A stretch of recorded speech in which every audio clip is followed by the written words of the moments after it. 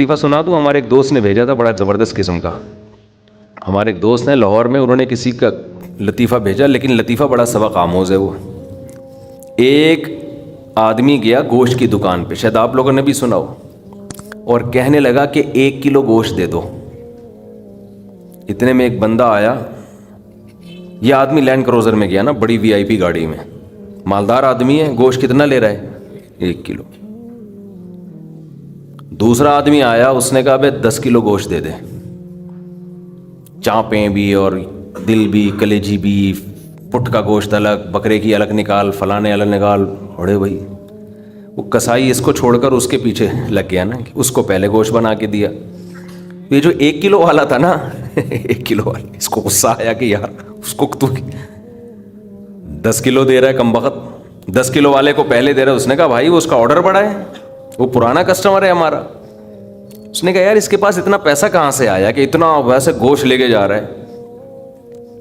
اس نے کہا بات یہ ہے کہ اس کی 4 بیویاں ہیں. اس کی کتنی بیویاں ہیں؟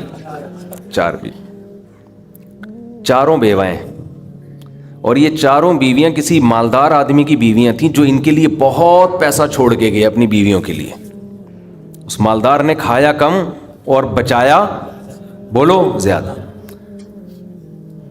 اب بچانے میں زندگی گزر گئی اس کی, تو ظاہر ہے کھانا نصیب نہیں ہوا, مر گیا.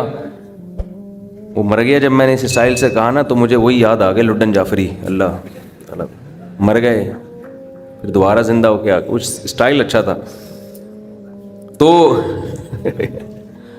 تو بچایا نہیں, اور بچا کے مر گیا. اب ظاہر ہے بیوی جو تھی ان کو پیسہ مل گیا ٹھیک ٹھاک. اب ان کے پاس پیسہ ہے, بندہ مارکیٹ سے شارٹ ہے. عورت کو ظاہر ہے پیسے کے ساتھ شوہر بھی تو چاہیے نا, اس میں بھی ڈیزائرز ہیں, اس کو بھی ضرورت ہے میاں کی. تو یہ غریب کا جذبہ تھا 4 شادیاں کرنے کا نا, تو یہ کرتا چلا گیا. پرانے والے کا سارا پیسہ کس کے پاس آ گیا؟ اب یہ بیوی کے خرچے پہ کھا رہا ہے, یہ بچا نہیں رہا. ظاہر ہے عورت کا پیسہ ہے, تو یہ دوسرے کے پیسے پر ان کی بیویوں سے شادی بھی کی ہوئی ہے, اور اس دوسرے کے پیسے پر کھا بھی رہا ہے. اس لیے یہ 10 کلو گوشت لے کے جاتا ہے. سمجھ رہے ہو؟ اس نے فوراً کہا میرے لیے بھی 10 کلو بنا دے. میں نہیں چاہتا میرے مرنے کے بعد میرا ہوا بچا پیسہ کوئی اور بے غیرت استعمال کرے, معذرت کے ساتھ. ابے پہلے خود تو کھاؤ. اس وقت جو تمہاری حاضر سروس بیوی ہے, بولو تم جب تک میری بیوی ہو تو کھاؤ, ٹھیک ہے نا, تم بھی کھاؤ میں بھی کھاؤں گا. مر گئے تو بھائی وہ اس کے لیے نکاح کا دروازہ, اور جب ہمارے بیانات چل رہے ہیں تو یہ تو اور دروازہ کھل گیا ہے. پہلے تو بیوہ کو رشتہ ہی نہیں ملتا تھا نا, اب تو بہت سی بیوہ ایسی مارکیٹ میں آ گئی ہیں, پیسہ بہت ہے, بندہ نہیں ہے, ہم اپنے خرچے پہ شادی کرنے کے لیے تیار ہیں, کوئی شریف آدمی مل جائے ہمیں. اب تو ایسی بیوہ بہت آ گئی ہیں مارکیٹ میں کہ جی پیسہ ہمارے میاں بہت چھوڑ کے گیا, بندہ نہیں ہے. تو میں نہیں کہہ رہا آپ بیوی کے لیے پیسہ نہ بچائیں, لیکن یہ دماغ میں رکھیں کوئی بغیرت آپ کے پیسے پہ آپ کی بیوی کے ساتھ زندگی گزارے گا, خرچہ آپ کا ہوگا, آپ اس کو پیسہ دے کے جا رہے. تو اعتدال اس چیز میں ضروری ہے. ایسے لاوارث نہ چھوڑو اپنے بیوی بچوں کو, لیکن اعتدال اتنا بھی نہ دو کہ ہری ہری سوجنا شروع ہوئے. بچوں کے لیے بھی بناؤ کچھ. خیر, کہاں سے کہاں بات چلی گئی یار. تو جلدی سے بات کو سمیٹتا ہوں, کیا کروں پھر گھوم پھر کے ادھر ادھر دائیں بائیں جانے لگتے ہیں. تو یہ میں ان لوگوں کے لیے یہ لطیفہ ہے جو بہت زیادہ بچانے کی فکر کرتے ہیں. میں کہتا ہوں نا, آپ اپنی اولاد کے لیے بچا رہے ہو, اپنی اولاد کے لیے بچا رہے ہو, کھا نہیں رہے, نہ خرچ کر رہے ہو بچوں کے, تو بچے پھر جب بچوں کے پاس آئے گا تو وہ اپنے بچوں کی فکر میں بچائیں گے. تو آپ بھی تو خود کسی کے بچے ہو نا, آپ کھاؤ, بولو مجھے اپنے ابا کے بچوں کی فکر ہے, میرے ابا نے میرے لیے چھوڑا تھا, میرے بچوں کے لیے تھوڑی چھوڑا تھا.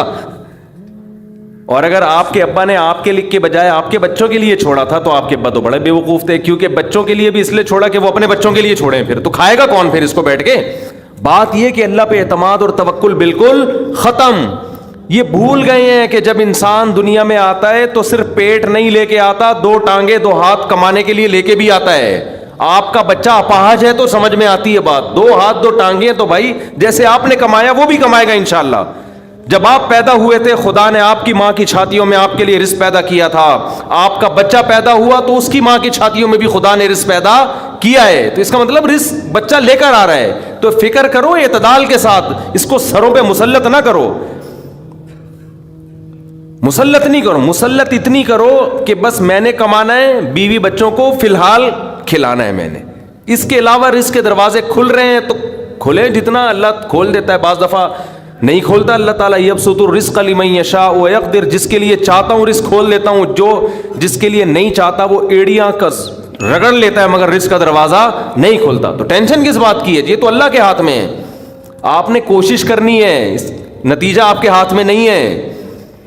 اللہ غریب رکھے تو بھی خوش, انجوائے کرو یار, جس نے مجھے کھلا دیا تو بس میری ضرورت بھی 2 پراٹھے ہیں تو میرے بچوں کی بھی یہی ضرورت ہے, اللہ ان کو بھی کھلا دے گا. اللہ میں لاہور سے آیا ہوں, پراٹھا آتے ہی پراٹھا کھایا ہوٹل پہ جا کے, اتنا مزہ آیا کہ سبحان اللہ, نہیں ملتے پنجاب میں یہ والے پراٹھے. یہ چیز نہیں ہے پنجاب میں. پنجاب میں لسی ہے, پائے ہیں ہوں گے بھائی, یہ چیز نہیں ہے بھائی. رفیع بھائی بہت دیکھ لیا, مایوس ہوتا ہے نا انسان جا کے, وہ ناشتے کا وہ لک ہی نہیں آ رہا ہوتا. تو ہماری ضرورت بس یہی ہے.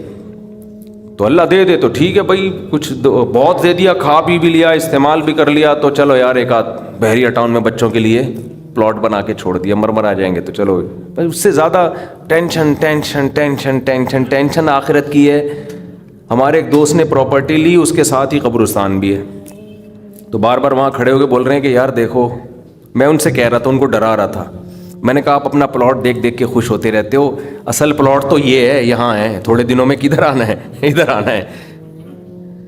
میں نے کہا یہاں آپ جو پلاٹ لیا اس پہ مکان بناؤ گے 10 15 20 سال کی کہانی ہے آپ کی, اس سے زیادہ کی مجھے سفید بال دیکھ کے لگ رہا ہے کہ ہوگی نہیں. اور یہاں 20,000 25,000 30,000 پتہ نہیں کتنا رہنا پڑے. تو جب اپنی پراپرٹی کو دیکھنے جاؤ, ساتھ میں یہ قبرستان پہ تھوڑی دیر کھڑے ہو کر دیکھ لیا کرو کہ یار آنا کہاں ہے, ادھر ہی. تو اتنا زیادہ خوش ہونے کی بالکل بھی ضرورت نہیں ہے. اس کی تیاری کیا کی ہے, اس قبر کی, اس کی تیاری کرو. اس کی تیاری ہے راتوں کو تہجد, اللہ کے سامنے گڑ گڑانا, نظر کی حفاظت کرنا, حرام کھانے سے اپنے آپ کو بچانا, اپنی اولاد کی اچھی تربیت کرنا. یہ اس کی تیاری ہے اس قبر کی. ذکر کرنا,